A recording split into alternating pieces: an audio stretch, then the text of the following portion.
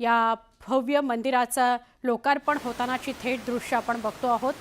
भव्य दिव्य असा महाद्वार जे उघडलं जाईल, ज्याची फीत कापली जाईल आणि आतमध्ये मुख्यमंत्री देवेंद्र फडणवीस आणि सगळे प्रवेश करतील।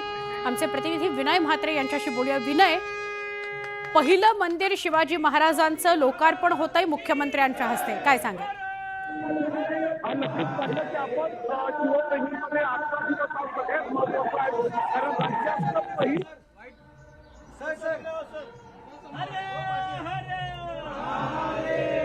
शिवाजी महाराजांच्या पहिल्या भव्य मंदिराचं लोकार्पण।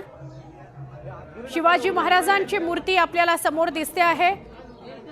तिथीनुसार आज शिवजयंती आणि आजच्या शिवजयंतीच्या मुहूर्तावर महाराष्ट्रातल्या पहिल्या शिवाजी महाराजांच्या भव्य दिव्य अप्रतिम अशा मंदिराचं लोकार्पण मुख्यमंत्री देवेंद्र फडणवीस यांच्या हस्ते होत आहे।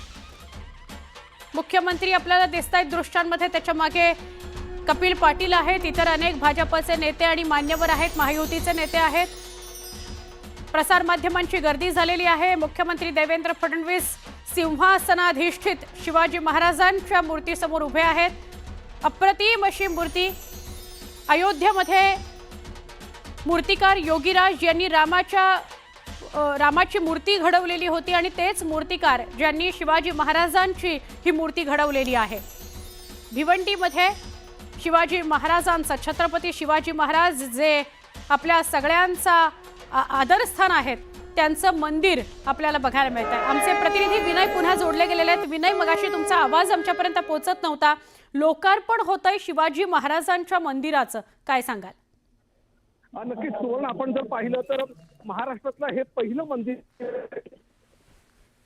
मध्ये उभारलं जातं आणि आजचा दिवस हा सगळ्यात महत्वाचा दिवस आहे, कारण शिवप्रेमींमधला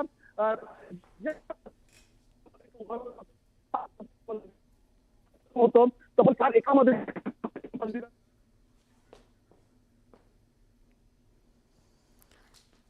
भिवंडीतलं शिवाजी महाराज यांचं भव्य दिव्य अप्रतिम असं मंदिर।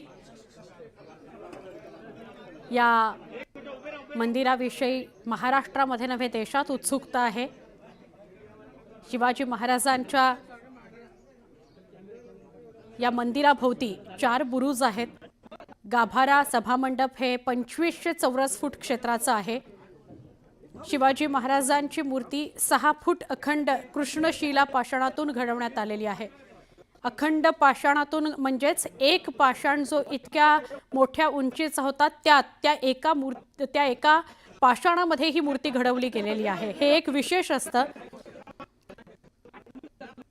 56 फूट उंचीचं भव्य मंदिर आहे। 36 फूट उंचीचं महाद्वार, हे समोरचं जे महाद्वार आपल्याला दिसतंय 36 फूट उंचीचं महाद्वार आहे आणि त्याचं लोकार्पण बघा। आता ही एरियल दृश्य आपल्याला बघायला मिळतात या मंदिराची। अप्रतिम अशी दृश्य, डोळ्याचं पारणं फेडणारं हे दृश्य आहे।